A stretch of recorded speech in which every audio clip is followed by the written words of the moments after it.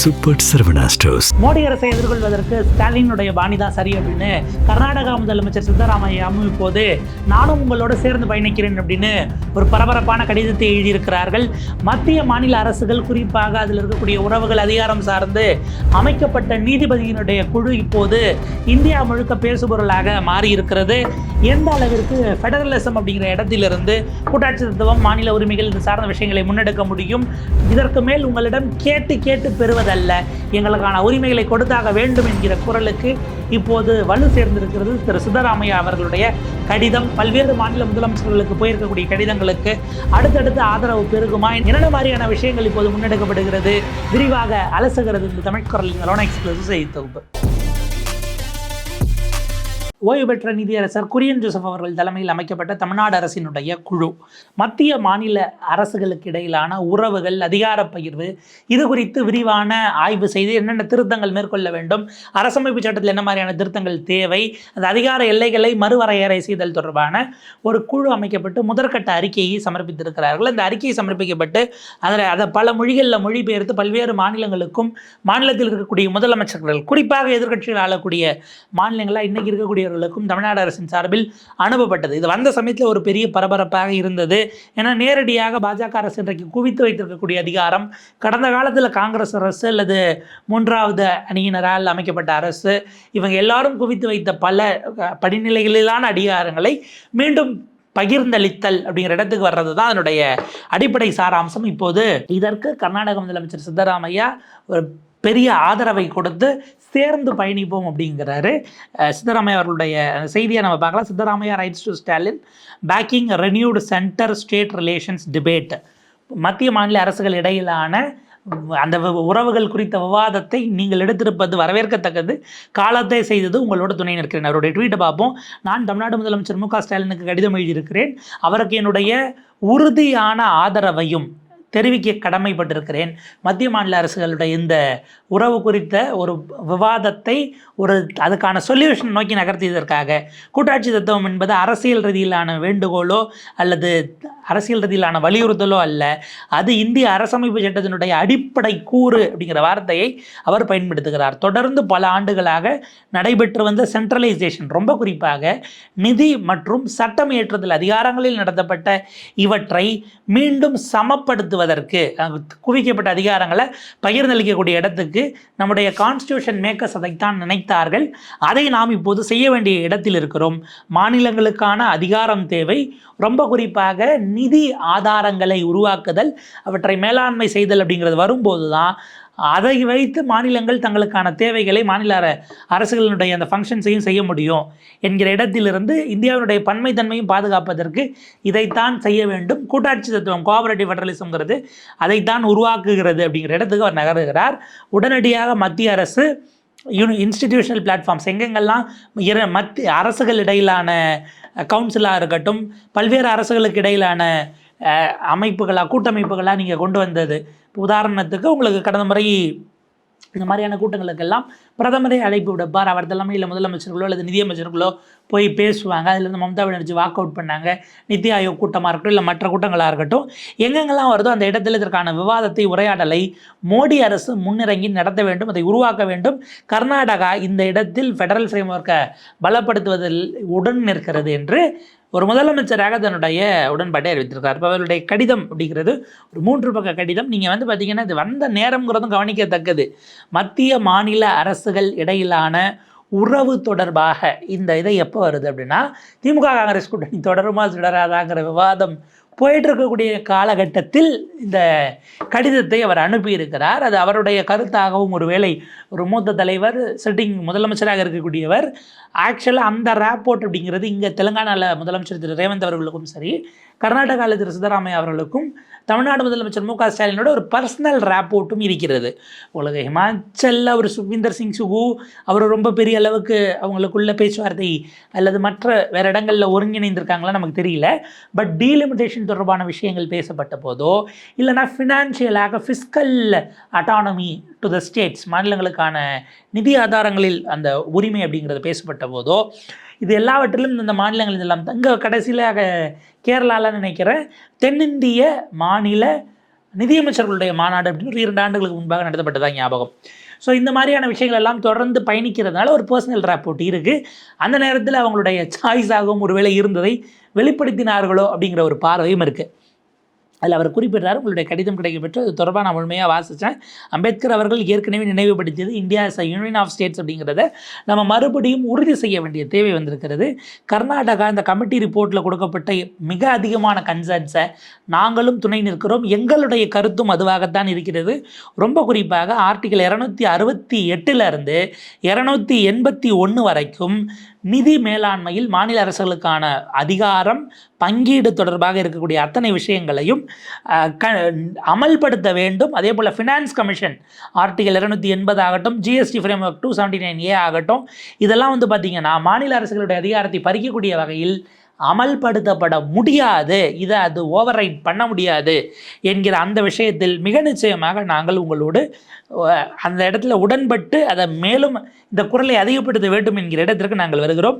மாநிலங்களினுடைய இறையாண்மை, நிதி இறையாண்மை அப்படிங்கிற இடத்துக்கு அவர்கள் நகர்த்துகிறார்கள். ஸோ அந்த இடத்துல இம்மீடியட்டாக இதை நம்ம கொண்டு வர வேண்டியிருக்கிறது. கான்ஸ்டியூஷனல் டிசைனில் அதை மறு உறுதி செய்ய வேண்டிய தேவையும் இப்போது வந்திருக்கிறது. அதே போல் பார்த்திங்கன்னா கமிட்டியினுடைய ரீஅஃபர்மேஷன் பேசிக் ஸ்ட்ரக்சர் எஸ்ஆர்புமாய் கேஸினுடைய அடிப்படையில் வரும் பொழுது ஃபெடரலிசமும் அதனுடைய அடிப்படை கூறுகளாகத்தான் எடுத்துக்கொள்ளப்பட வேண்டும். அடிப்படை அந்த basic structure of the constitution cannot be rewritten என்கிற அந்த மிக முக்கியமான வரலாற்று முக்கியத்துவம் வாய்ந்த தீர்ப்பு இருக்கு இல்லையா, அதை கொண்டு வராங்க. உங்களுக்கு ஆக்சுவலாக எஸ்ஆர்புமாயிடும் போது கர்நாடகாவுக்கு அது இன்னும் கூடுதலான அவங்களோட தொடர்புடைய ஒரு விஷயமாக தான் நம்ம பார்க்கணும். பட் அன்னைக்கு கலைச்ச கவர்மெண்ட் யார், நம்ம அதுக்குள்ளெல்லாம் இப்போதைக்கு போய்க்க வேண்டாம்.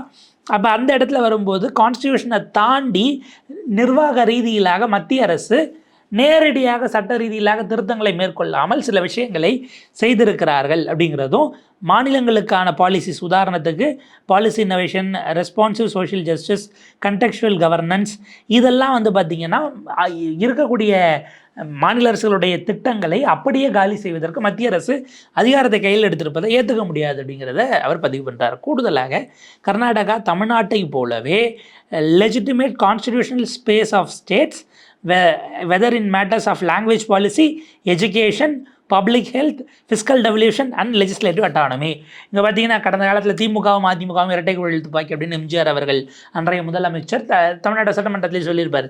அந்த மாதிரி ஒரு 5 விவகாரங்களில் தமிழ்நாட்டோடு கர்நாடகாவும் இணைந்து பயணிக்க விரும்புகிறது. ஒரே மாதிரியான குரலைத்தான் நாம் கொண்டிருக்கிறோம். ஒன்று, மொழி கொள்கை. நீங்கள் டூ லாங்குவேஜ் பாலிசி அப்படின்னா இங்கேயும் ஹிந்திக்கு இடம் இல்லை. நம்ம பார்த்துக்கிட்டு இருக்கிறோம். இன்றைக்கி கர்த்தவ்யா பார்த்துன்னு கொண்டு போய் நீங்கள் திருச்சியில் ரயில்வே கோட்டத்தில் வைக்கிற நுழைவாயிலுக்கு எப்படிங்க கர்த்தவ்யா பார்த்துன்னு வைப்பீங்க? ஒன்றும் இல்லைங்க, கர்த்தவ்யா அதில் என்ன கொடுமை பாருங்கள். கர்த்தவ்யா பார்த்துன்னு நீங்கள் பேரை வச்சு அதை தமிழ் மற்றும் ஆங்கிலப்படுத்தியிருந்தால் கூட வேறு. கா இத்தா இவ்யா பார்த்துன்னே எழுதுகிறாங்க கர்த்தவ்யான்னு. கர்த்தவ்யா பார்த்துல, கர்த்தவ்யா துவார்னே எழுதுகிறாங்க தமிழில். இது தமிழில் எழுதி போட்டால் ஹிந்திக்காரனுக்கும் அதை கூட்டி பிடிக்க முடியாது, தமிழ்காரன் அதை படித்தானால அர்த்தம் புரியாது. இப்போ கர்த்தவ்யா துவார்னு எழுத்து கூட்டி படித்தா எனக்கு என்னென்ன அர்த்தம் புரியாது. இந்த டிரான்ஸ்லேட்டரேஷன் யாரை பண்ணுவோம்? ஒன்றும் இல்லை. நீங்கள் பார்த்தீங்கன்னா யூபியில் போய் தொடர் வண்டி நிலையம் இல்லைனா புகை வண்டி நிலையம்னு ஹிந்தியில் பூ கை வா இன்னு பெரிய இன்னு போட்டு டி நிலையம் நீலை யாயும்னு ஹிந்தியில் எழுதி போட்டால் ஹிந்திக்காரன் தான் படித்தானா அவனுக்கு அர்த்தம் புரியாது, அவன் எழுத கூட்டி படிச்சுடுவான். புகை வண்டி நிலையா அப்படின்னு ஏதோ கூட்டி படிக்கிறான்னு வைங்க, அவங்களுக்கு அர்த்தம் புரியாது. இதெல்லாம் யாராவது செய்வாங்களா? கொஞ்சம் யோசனை உடையவர்கள். அப்போ உங்கள் ரயில்வே என்ன லட்சணமாக இருக்குது? இதுக்கு பெரிய அளவுக்கு முட்டு கொடுத்துக்கிட்டு பிரதமருடைய மொழி பற்றி என்ன என்று தெரியுமா அப்படின்னு இங்கே ஒரு குரூப்பு போய் திமுக மேயர் உட்பட ஒரு செக்ஷன் போய் போராட்டம் பண்ணிவிட்டு கருப்பு பெயிண்ட் வச்சு அதை அடிச்சு விட்டுட்டாங்க. இப்போ நாங்கள் பின்வாங்குகிறோம்னு ரயில்வே போயிருக்கு. இது லாங்குவேஜ் பாலிசி. இதே விஷயம் தான் கர்நாடகாவில். நீங்கள் கொண்டு வந்து ஹிந்தியில் பேரை போட்டுருங்க பார்ப்போம் அப்படிங்கிற மாதிரி தான் அவங்களும் கொந்தளிச்சு இறங்குவாங்க. என்ன அது சில நேரங்களில் எல்லை தாண்டி போய் அது இனவாதமாக போய் தமிழர்களையும் தாக்குவார்கள்ங்கிறது தனி விவாதம். ஸோ லாங்குவேஜ் பாலிசி, மொழிக் கொள்கையில் நாங்கள் அப்படி தான் மாநில மொழி மற்றும் ஆங்கிலங்கிற இடத்துல இருக்கோம். கல்வி சார்ந்த விஷயங்களே எங்களுடைய ஃபோக்கஸ் அப்படி தான்.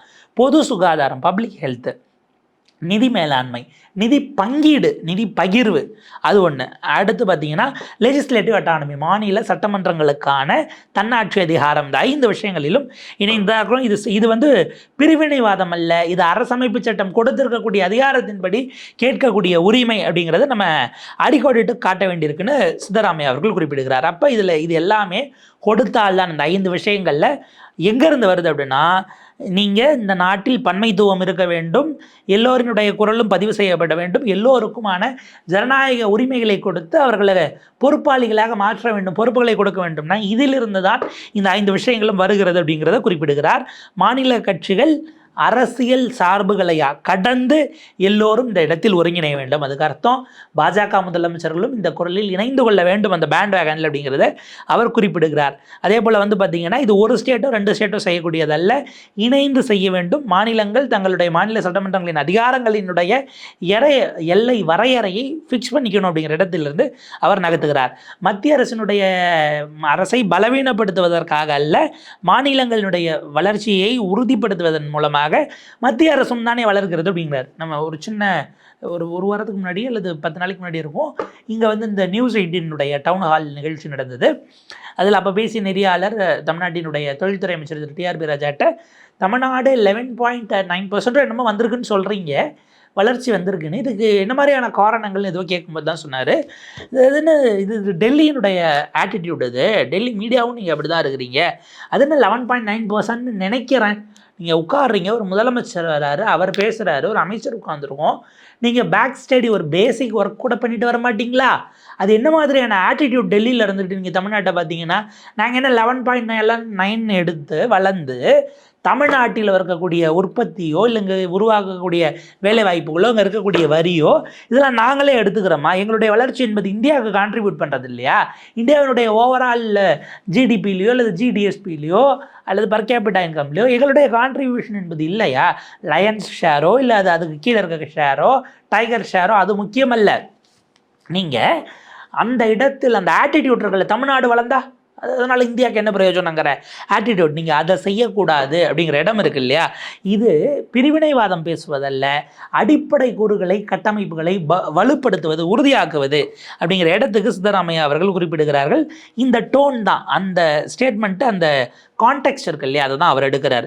ஸோ இதன் அடிப்படையில் மத்திய அரசும் இதனோடு சேர்ந்து இந்த உரையாடலை தொடங்குவதற்கு ஒரு பொதுவான அமைப்பை உருவாக்க வேண்டிய தேவை இருக்கிறது. அதே போல் ஆர்டிக்கல் 263 படி மாநில முதலமைச்சர்கள் ஒரு ஸ்பெஷல் கான்க்ளேவ் ஒன்று நகர்த்தி கொண்டு வந்து இன்டர்ஸ்டேட் கவுன்சில் மூலமாக ஒரு பேசிக் இடத்தை கொண்டு வந்து மத்திய அரசு இது எல்லாத்தையும் உள்ளே கொண்டு வந்து அடுத்த கட்டத்திற்கு இதை எப்படி நகர்த்த வேண்டும் என்பதை இன்றைக்கு இருக்கக்கூடிய மோடி அரசாங்கம் பார்க்க வேண்டும். இப்படியான உரையாடல் இல்லாமல் இருப்பது என்பது சரியானது அல்ல. இருக்கக்கூடிய ப்ரொவிஷனை நம்ம பயன்படுத்தாமல் இருக்கிறோம். அதனால் ஒரு மெச்சூர் ஃபெடரேஷனாக, ஒரு முதிர்ச்சி அடைந்த கூட்டமைப்பாக நாம் நகர வேண்டிய தேவை இருக்கிறது. முதிர்ச்சி அடைந்தது அப்படின்னா என்ன அர்த்தம்னா, ஒருத்தர் முடிவெடுப்பார் டெல்லியில் இருந்துட்டு அதெல்லாம் ஏற்றுக்கணுங்கிறது அல்ல. எல்லோரும் சேர்ந்து உரையாடல் செய்து ஒரு பொதுவான இடத்தை நோக்கி நகர்வது, எல்லாரையும் உள்ளடக்கிய ஒரு காமன் கோலை நோக்கி வருவது தானே தவிர இந்தியா அப்படித்தான் போக வேண்டும், இந்தியாவில் யூனிஃபார்மிட்டி எல்லாத்துக்கும் ஒற்றைன்னு கொண்டு வர முடியாது.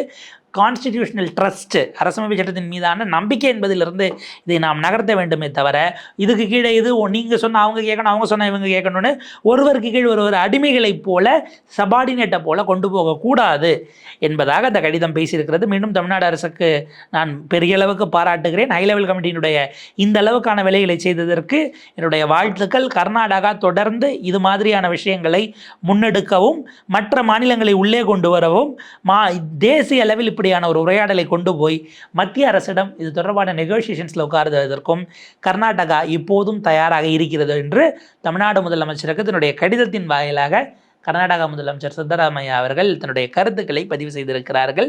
இது ரொம்ப முக்கியமான ஒரு விஷயமாக பார்க்கணும். ஏன்னா சித்தராமையா அவர்களுடைய அந்த பொலிட்டிக்கல் டோன் அல்லது பொலிட்டிக்கல் பெர்ஸ்பெக்டிவ் அப்படிங்கிறது அந்த மாதிரியான ஒரு வைட் ரேஞ்ச் ஆஃப் பல நேரங்களில் தமிழ்நாட்டினுடைய அந்த ஆங்கிளோட ஒத்து போகும். என்ன ஒரே ஒரு விஷயம், மாநில முதலமைச்சர்கள் இருக்காங்க இல்லையா, அந்த மாநில சுயாட்சிங்கிற வார்த்தையை ஒரு பாயிண்ட்டுக்கு மேலே காங்கிரஸ் முதலமைச்சர்கள் உச்சரிக்க மாட்டாங்க. அஃப்கோர்ஸ் உங்களுக்கு சித்தராமையாவும் சரி ரேவந்த் அவர்களும் சரி 2 பேருக்கும் துணை முதலமைச்சராக சொந்த கட்சியில் இருக்கிறவங்களோட சண்டை போடுவாங்களே தவிர அதில் கிளாரிட்டியாக இருப்பாங்களே தவிர கூட்டணி ஆட்சி கொடுக்கல, குமாரசாமிகிட்ட கொடுத்தும் அது பல நேரங்களில் ரிவர்ஸாக போனதையும் நம்ம பார்த்தோம். பட் அந்த இடத்துல ஒரு பாயிண்ட்டை தாண்டி அவங்களும் அந்த நேஷனலிஸ்டிக் எக்ஸ்ட்ரீம்ங்கிறதுனால இருப்பாங்க. எனிஹவ் காங்கிரஸ் முதலமைச்சர்களே இப்படியான விஷயங்களை பேசுவது என்பது வரவேற்கத்தக்கது. இது அடுத்த கட்டமாக எப்படி கொண்டு போகிறாங்க, எப்படி ஒரு கலெக்டிவாக நகர்கிறது அப்படிங்கிறதெல்லாம் நம்ம பொறுத்திருந்து தான் பார்க்கணும். இது தொடர்பாக கூடுதல் அப்டேட்ஸ் வரும்போது விரிவாக வேறொரு காணொலியில் பேசலாம். எது எப்படியோ குரியன் ஜோசப் அவர்களுடைய கமிட்டி, ஓய்வு பெற்ற நீதிபதி ஜஸ்டிஸ் குரியன் ஜோசப் கமிட்டி என்பது டெல்லிக்கு ஒரு விதமான அவங்க விரும்பாத ஒரு உரையாடலை தொடங்கி வைத்திருக்கிறது அப்படின்னு தான் பார்க்க வேண்டியிருக்கு.